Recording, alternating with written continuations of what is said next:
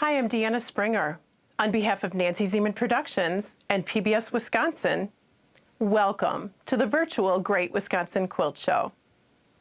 Enjoy this educational presentation, and afterward, be sure to explore all the virtual event has to offer, including beautiful virtual quilt exhibits, an interactive vendor mall, and more. Thank you for joining us, and enjoy the show.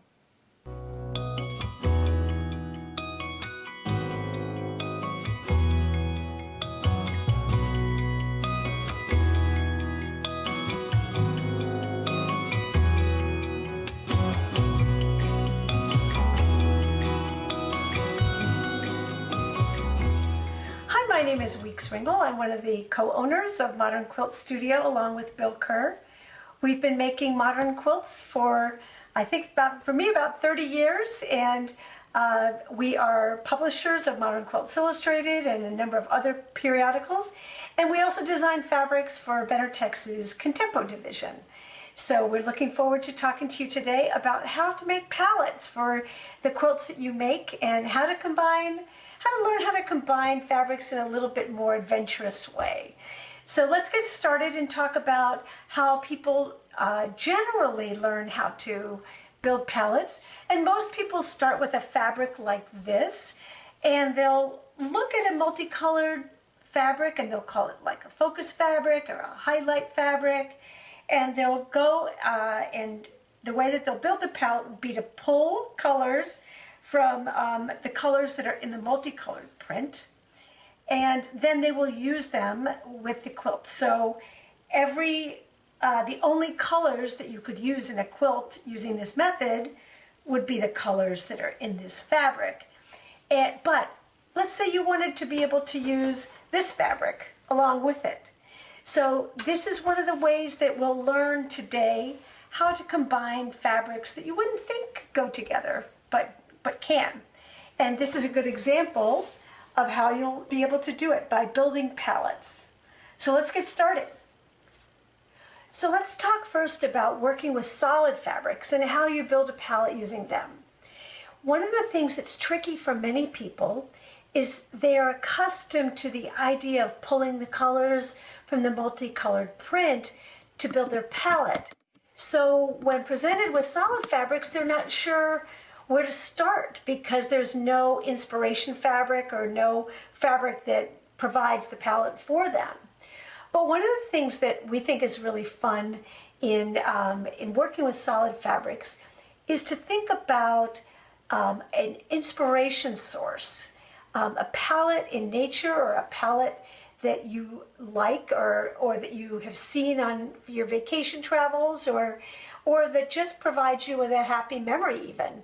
So for example, this palette here was inspired by an area of zinnias in our garden.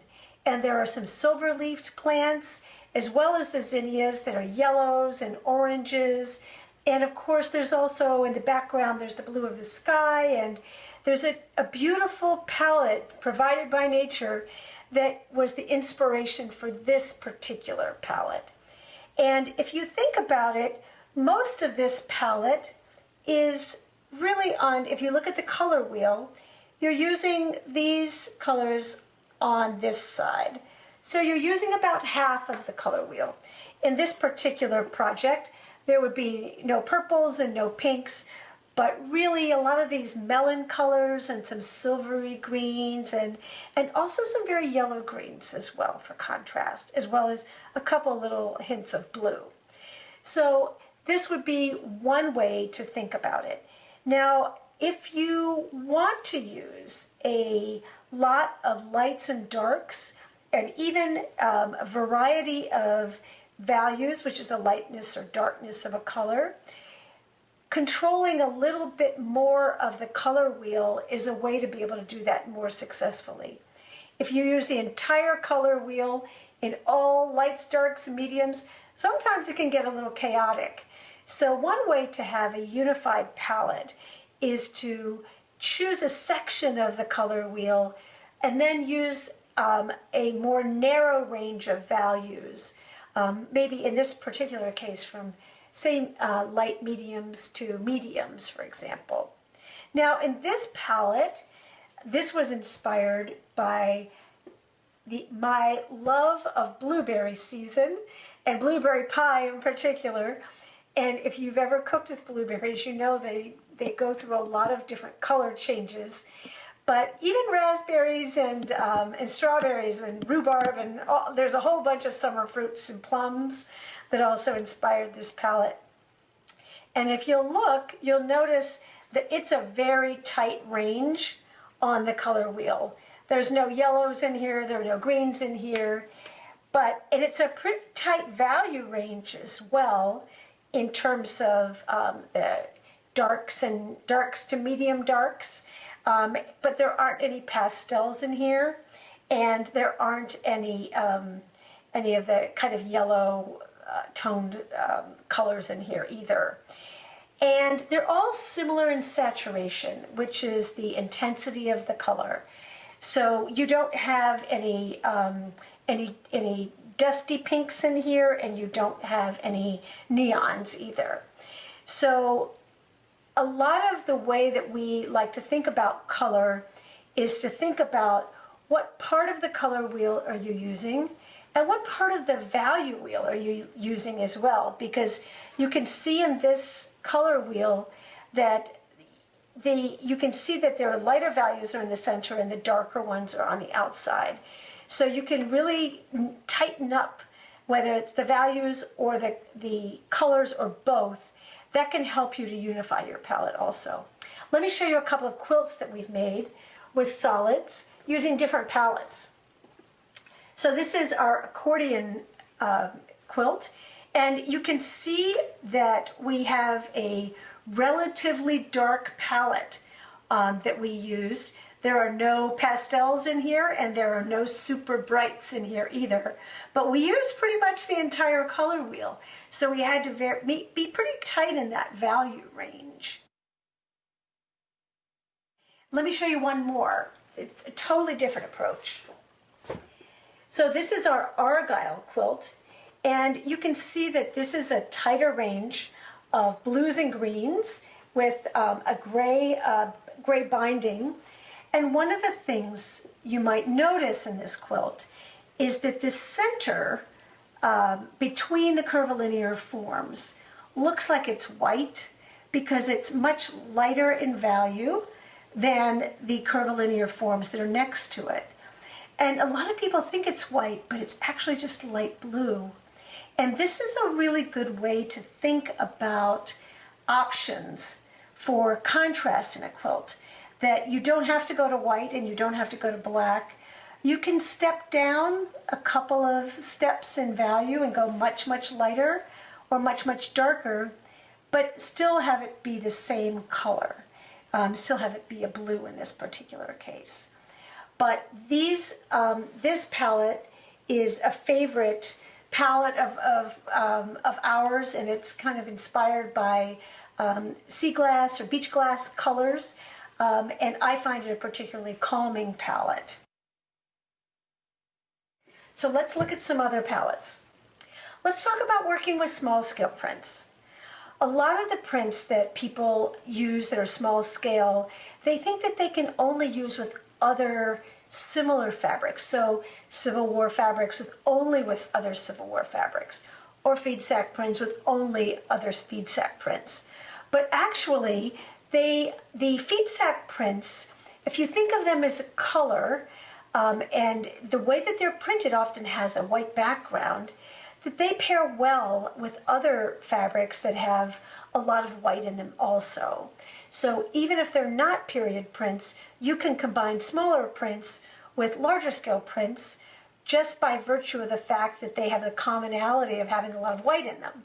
So in this particular example, I've paired some reproduction fabrics with some more modern fabrics, but look how great they look together because they both have a lot of white. And it doesn't really matter how what color they are as long as they're the same kind of saturation or the same cheeriness, I guess, in this particular case. Now, if you look, some of the feed sack prints have a white background, and some of them have a cream background. And this makes a big difference when you're putting palettes together. So for example, this really cute Scotty print is great in terms of the colors of the fabric. However, the background is cream, and when you put it against a fabric that has white in it like this fabric starts to look a little dirtier than you want it to. So we've sort of found that it's best to look at the background to see whether it's a true white or whether it's cream, and separate the fabrics that way, because the fabrics that have the white in it will look a little bit fresher and crisper than the ones with the cream background if you try to incorporate the two of them together. In contrast, if you are only using backgrounds that have cream in them, the white can sometimes look a little too bright. So pay attention to that if you're working with fabrics that have a lot of white in them.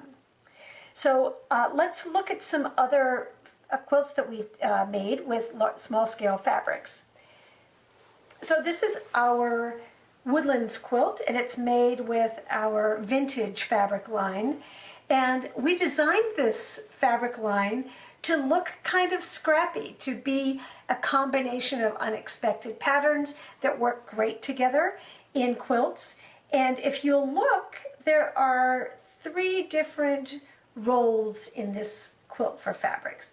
There's the background, there's the dark squares, and then there are these lighter rectangles. So contrast is what's really critical in this quilt.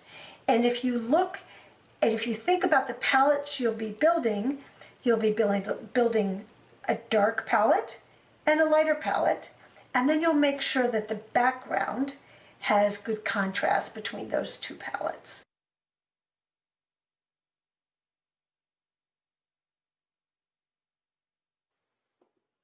This is our old school quilt, and this is made with a combination of traditional Civil War reproduction fabrics as well as some more modern fabrics as well.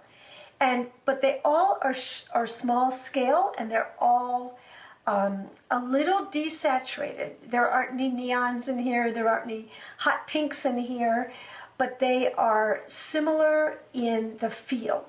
And the inspiration for this palette was that we wanted to show you how to be able to use those period Civil War fabrics in a little bit brighter and more cheery way than you're maybe accustomed to seeing them when they're all typically a little more brown, or there's a lot of gray involved. And to be able to use them in a broad color range, we stuck to a narrow range of value. So again, that's the lightness or the darkness of the fabric. So we've also contrasted the prints with a very inky dark blue-black mini gingham. So there's a very clear contrast between the blocks, the fabrics that are in the blocks, and that background.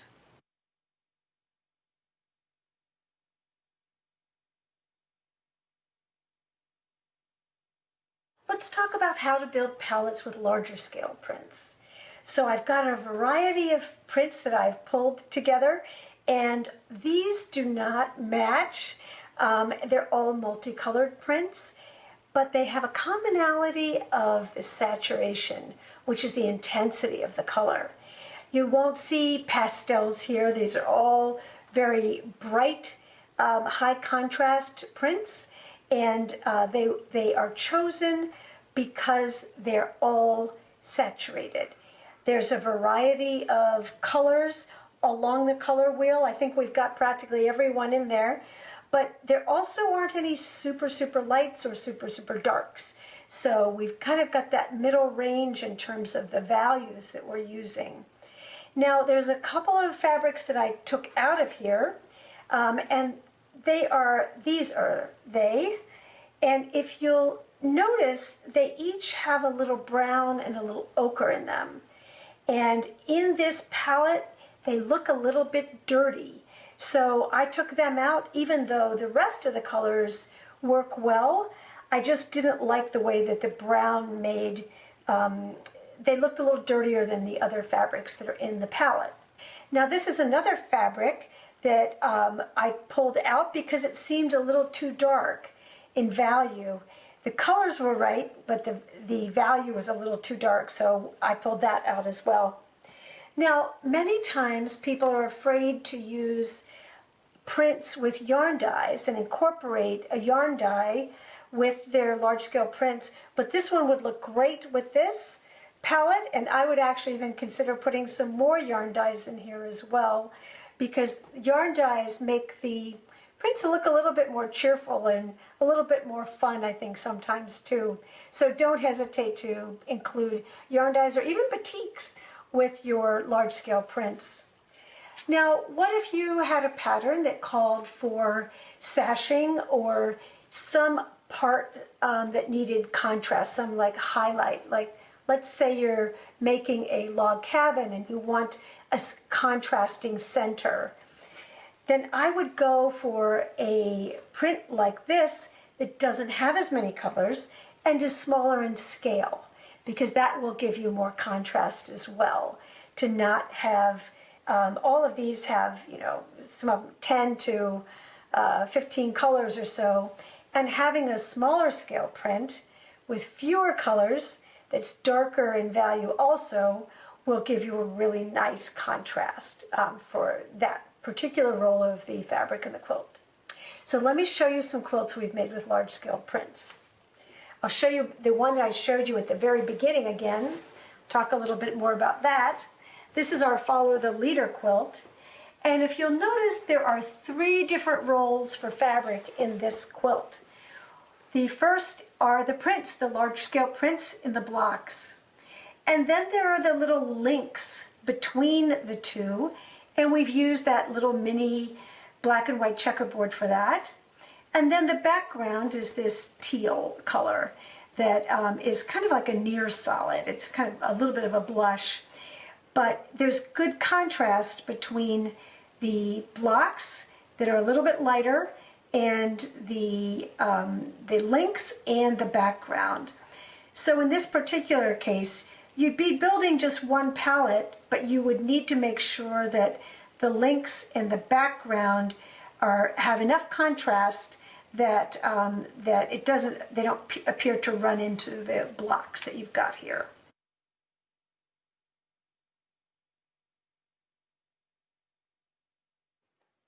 Let's look at one more quilt.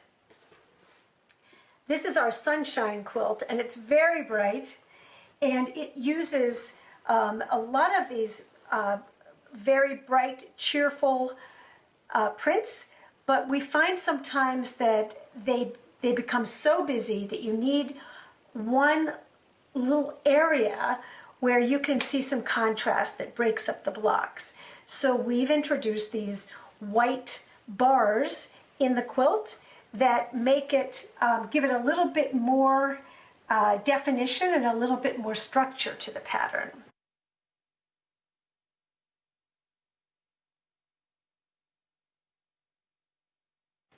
Let's talk about building a palette from scraps. When you have a variety of prints that weren't designed to go together, but you want to put them together, one of the easiest ways to make sure that they'll be unified is to tighten up a section of the color wheel or the value range, one or the other. But this particular palette is a very, very narrow part of the color wheel here, and of teals and blues. And one of the fabrics that I chose not to include is this fabric, because the lavender in there looked a little dustier than the colors in the rest of the prints, and I was worried that it would jump out too much. So I didn't use this one. However, if I needed a center or some little highlight or detail for contrast, you could introduce something like a nice kind of buttery yellow. That would look great, and it would give you contrast in terms of both value, the lightness or darkness, as well as the hue, because it's a different color than the rest of these blues and greens. Now, what if you needed sashing? Well, I'll put this here so you can see how that would look. If you needed sashing, I might go with this blue-black mini gingham because it's so much darker than all of the other fabrics, and it provides really great contrast without detracting from the rest of the palette. Now I have 3 quilts to show you that we made from scrappy palettes. And the first one is our Fabric Fusion quilt. This has 36 different fabrics in it, ranging from, these are homespuns to batiks to more modern prints and some traditional prints. But what ties it all together is the desaturated palette. So it's a palette that's not very bright. It's a kind of soft, Beatrix Potter, I always like to call it, palette, where nothing is really dominant. The other thing is that you'll notice that most of these fabrics don't have white in them. So when you put the sashing on, you'll be able to see the edges of the pieces more crisply. And that's a really good trick, that if you're looking for sashing, I know there's an inclination to try to match the sashing color to a color that's already in one of the prints, but actually using a sashing color that's a different color that doesn't appear in the prints actually will give you more contrast and a little bit more of a crisp look in the quilt. So that's a really good tip.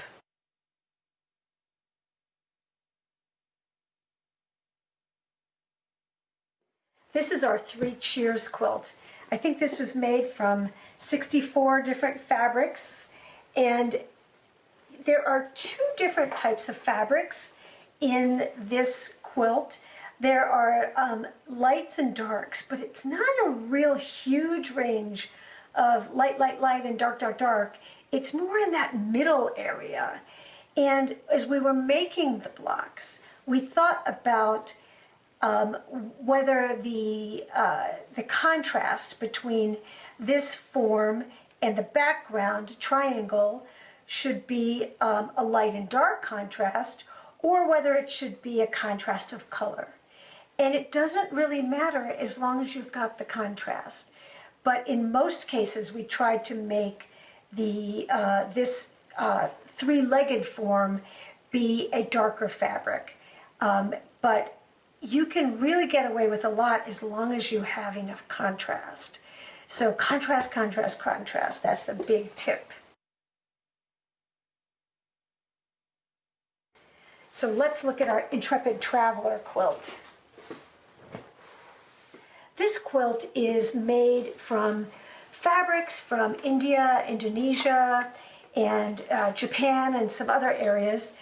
And one of the ways that we decided to take advantage of these fabrics is to pair them with a chambray, which is a really unexpected choice, but we think it works really well because the chambray is woven with a white thread in it. So it's always going to be a little bit lighter than these dark prints. And if you look, we're pretty much using the entire color wheel with these fabrics as well. And we have a pretty large range of light to dark also. However, because it's a simple form and the saturation is very similar, they're all a little washed and a little brown and a little bit duller. There aren't any super bright colors, no lime green in here. So they work really well together because the saturation is very similar, even though you have a wide variety of colors and a wide variety of values. It also helps if you want to use this kind of variety in a quilt to choose a simple form. I always like to think that if you have a complicated palette, a simple form, a simple block works best. And if you want to do a very elaborate, complicated quilt, a simpler palette works a little bit better. So this is a good example of how to incorporate a wide range of fabrics using a very simple pattern. And simple quilting also.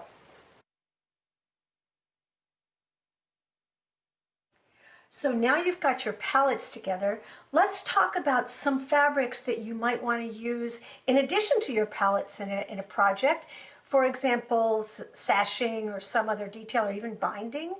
And solids are really great for that use. But a lot of times people resort to black or white or some very familiar neutral, but there are a whole bunch of other neutrals there available that will really help you play with the color in a little bit richer way. So, for example, if you look at the blue palette that I showed you earlier, the traditional suggestion would be to go to a darker blue. And actually this looks great because it's darker than most of the other fabrics. And a gray would also look handsome with this because there isn't gray in the fabric, so you get a very nice contrast with it. Now, I've chosen to not go super light with the sashing color, this gray, because I think if you go really light with the fabrics, that they will appear too heavy in contrast to it. So I stuck with the same value of this. Now let's look at another palette. Remember our berry palette? Let's see how that looks with some neutrals.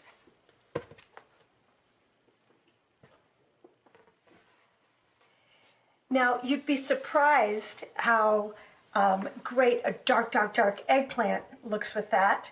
But another option you might not have considered would be this espresso, which looks, here, I'll move the purple out so you can see that. Browns can be tricky because sometimes they have a lot of red in them, and that makes them just look a little heavy or a little dirty. However, this espresso color is especially useful because it's more of a desaturated. It has less red in it, and it looks just a little bit calmer than some of the reddish orange browns that you may have seen. So espresso and purple is kind of a peanut butter and jelly great combination to think about for your palettes as well. And actually, this we'll see this again when we look at the large scale prints palette that we worked on. And don't dismiss some other options like this olive that can also look really nice with purple. And then we had our zinnia palette as well. And I love this with an olive color that does not appear in here, but can you see how this neutral makes these colors pop just a little bit more without looking too severe? So a lot of times people might opt for black, but you can see that the black becomes very, very stark with the purple. And that might be what you want to do, but it's just kind of depends on how much black there is and that kind of thing. But the other option for this zinnia palette would be one of these kind of putty colors. And these fabrics, these neutrals, are not the fabrics that you walk into a shop and you say, oh my gosh, I have to have 6 yards of that. But they're kind of the worker bees, we call them, in the fabric world, because they make the fabrics that you love and the colors, the bright, cheery colors that you love, they make them look richer. And part of the way they do that is by not competing with them in terms of the brightness of them. Let's look at our other two palettes that we worked on. When you have a palette with a lot of white in it, your inclination might be to use white. However, what's going to happen when you do that is you're going to not be able to see the edge of the print as easily. So you might want to have a little bit more contrast than that. And the other option that some people might go for is a cream, but sometimes that can look a little bit dirty. It looks a little too yellow with it. But if you think about either this is a pale taupe, that gives a really nice edge of contrast for it. Or also just a silver, a really pale bluish gray can look nice. Or even a very light khaki can look very handsome with these prints. Let's look at that large scale bright palette that we put together earlier. And remember that espresso I mentioned? Look how great it looks with these fabrics. It really allows the oranges and the pinks and the bright greens to feel even brighter because it's allowing them to take the center stage and it's not competing with them.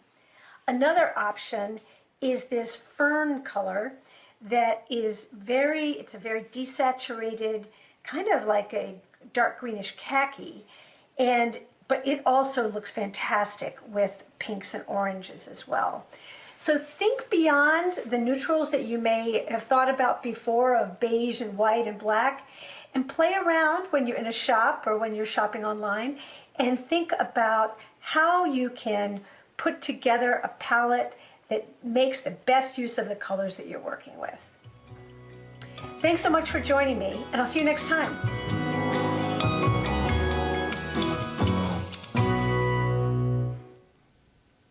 Thank you for joining us for palette building, what works, what doesn't, and why with Weeks Ringel. And we're pleased to have Weeks with us today for some live Q&A. Hello, Weeks. Good morning, Deanna, and good morning, everyone. We've been so excited to spend time with you in the last couple of days, and thanks for getting up early on this Saturday morning. We're all pleased to get up early to tune into your lecture. It was so interesting, Weeks, and I've learned some things and I've gotten some confidence, and we have questions coming in from the viewers, so I'll share some of those with you. Wonderful. First question that many people are asking is, Weeks, could you please explain what a yarn dye fabric is? Absolutely. So there are I guess there's several, but the general explanation is that most people look at fabrics like this, which is a print. And the way that we know that this is a print is that if you look on the back side of it, you can see that it's whitish on the back, right? And so these fabrics start with what are called gray goods, and it's G-R-E-I-G-E, but that means the base fabric on which color is printed.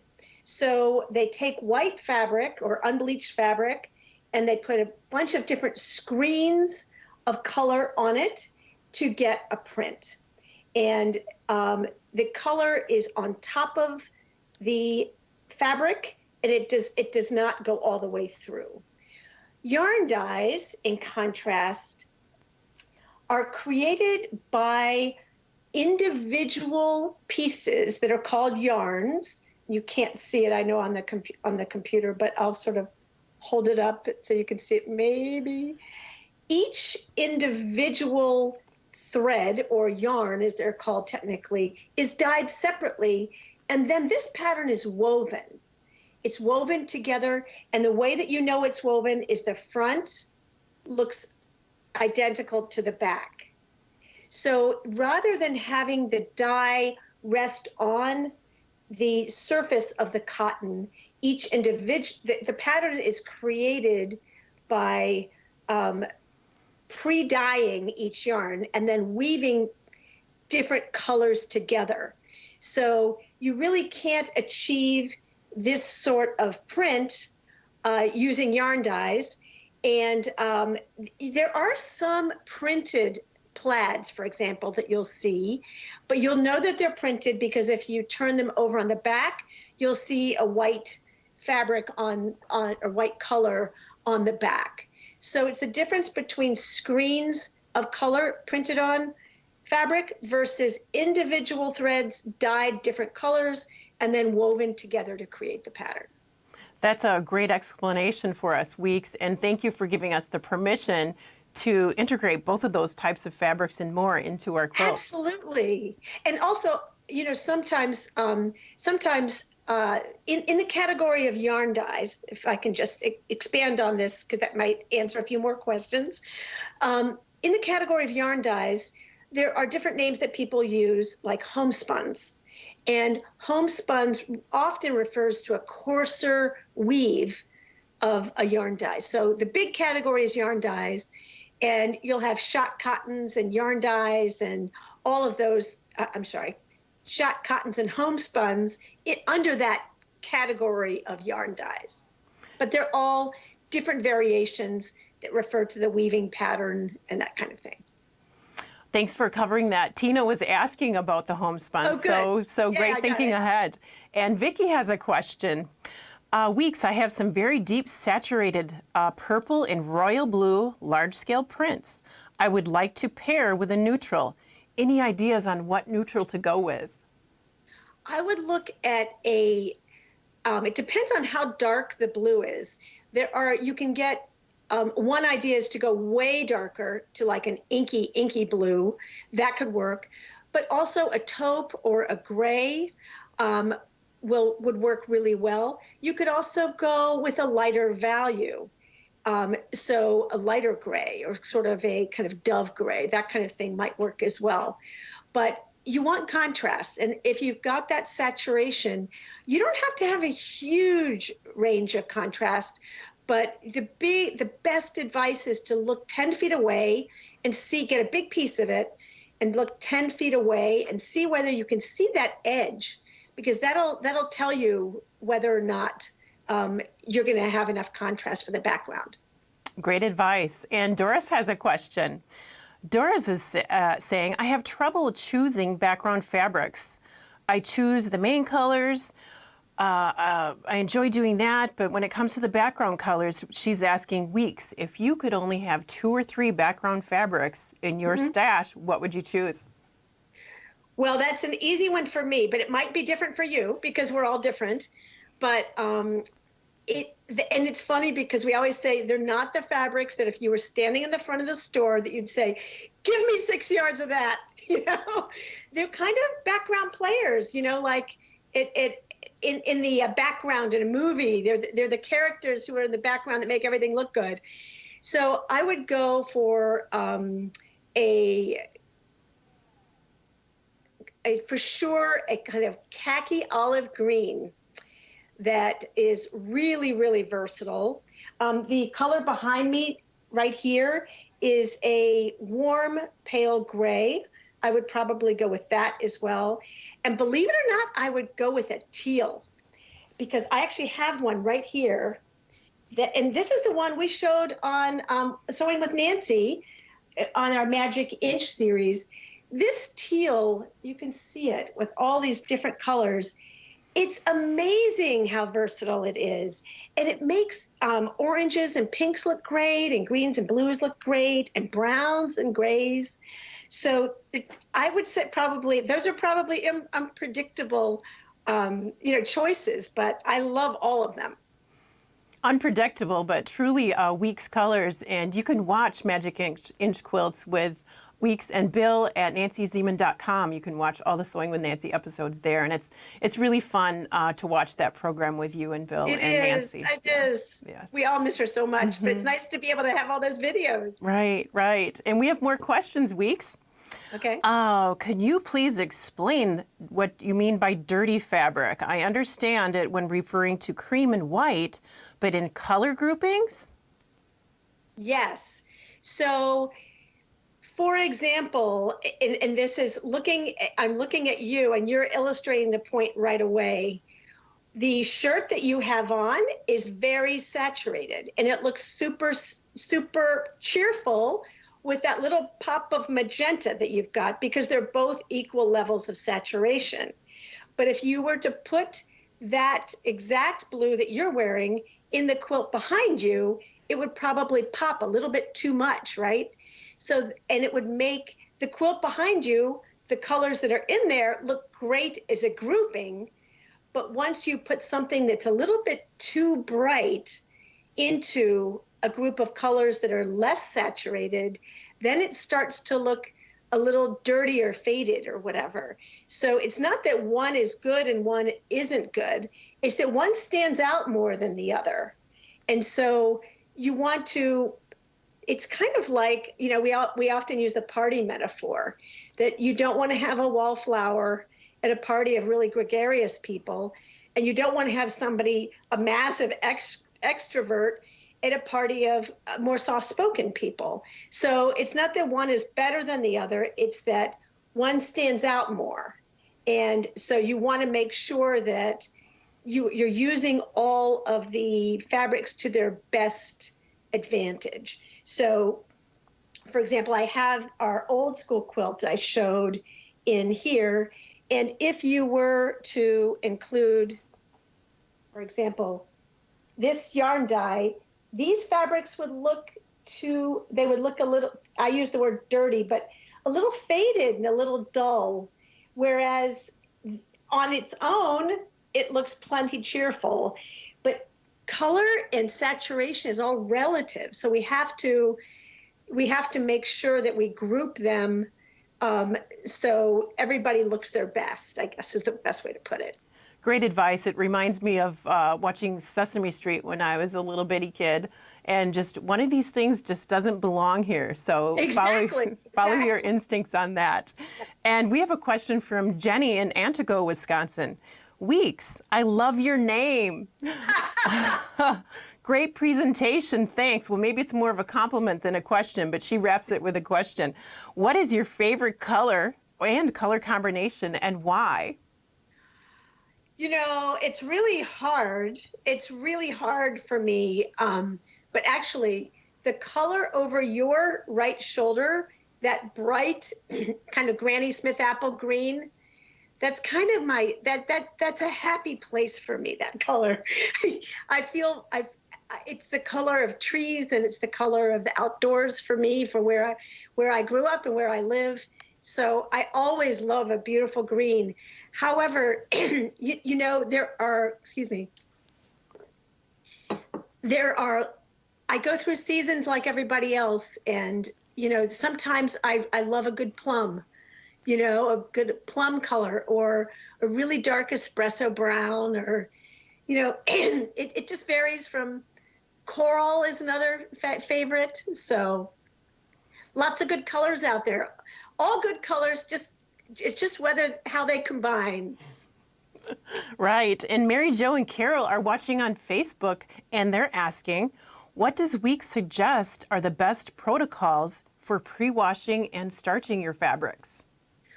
Well, I won't take credit for it, but I will give credit where credit is due, which is the research that Harriet Hargraves did in the book From Fiber to Fabric.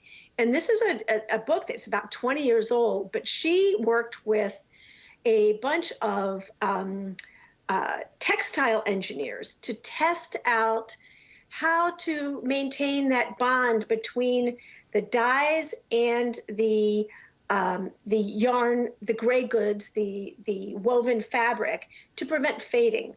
And they tested all kinds of soaps and detergents with the goal of coming up with one, you know, all one size fits all sort of answer. But they determined that the secret was really varied by the mineral content in the water where you live.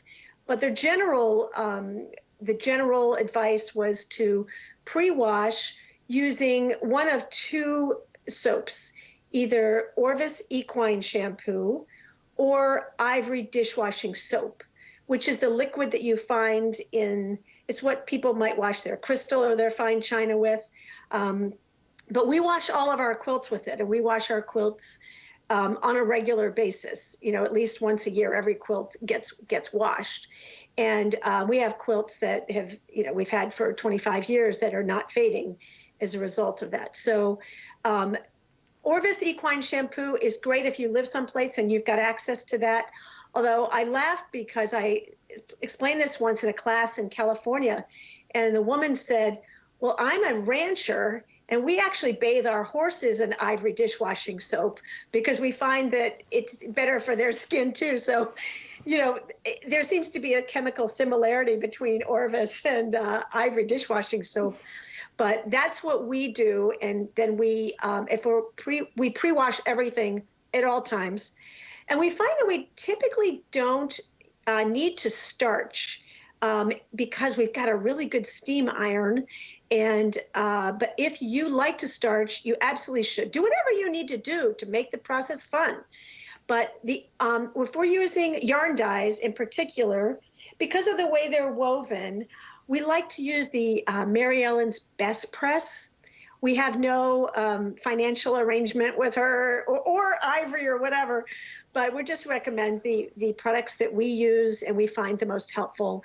And I like that Best Press, the unscented version especially, because it doesn't give a heavy, it doesn't add a heavy layer to the fabric.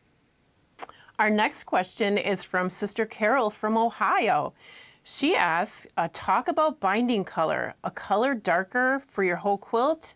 Is it better or something lighter? Well, it depends on, you don't want to be evasive, but it depends on the role of the binding in that quilt.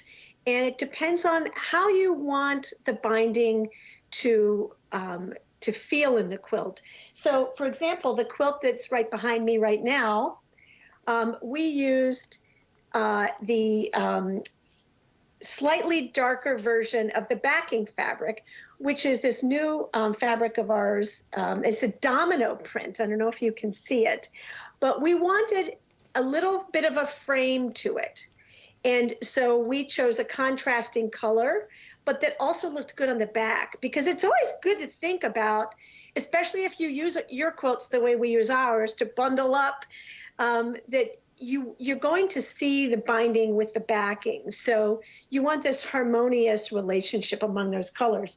However, in our old school quilt, we decided that we loved the framing of these lighter fabrics so much. We didn't want the binding to contrast at all. So we used the same fabric for the binding that we used for the sashing, so it would just disappear. So it's really a matter of, you can go to real extremes, like we've had black and white, like on a baby quilt, I will use a black and white striped binding because we know that black and white stripes are really good for baby brain development. So, it just sort of depends on what you want the role of the binding to be. Do you want it to disappear or do you want it to frame it? But don't be afraid to use that sashing color on the binding if you're looking for a calmer feel to the quilt. Thanks, Weeks. And our next question is from Terry. Could you tell us the names and the designers or the manufacturers and the beautiful prints on the bolts that were behind you in your video lecture today? That would be us. It's our fabric. So Modern Quilt Studio is a designer, and we design for the Contempo branch of Benatex Fabrics, which is their more modern fabrics. And all of those fabrics should be available at your local quilt shop. If you can't find them there, modernquiltstudio.com has them. And sometimes we run out of fabrics. Fabrics have a short shelf life, but they're the ones behind us were our Dreamy lines and our Under the Sun lines. And they're both on our website, and they should be in your local quilt shops as well. Wonderful. Thank you, Weeks. And I so enjoyed talking with you today, and thank you for being with us here today. Oh, it's been our pleasure. Thank you so much for having us. And I really hope that anybody who has enjoyed the show will make donations to Wisconsin Public Television for all of the work that they've put into producing this incredible experience for everybody virtually. Thanks so much, Weeks, again. And everyone, thank you for tuning in. And be sure to head over to quiltshow.com and explore all the event has to offer. And you'll find Modern Quilt Studio in the vendor mall. So click on the vendor mall, explore the vendors, and then head over and check out all the beautiful quilt exhibits. Enjoy.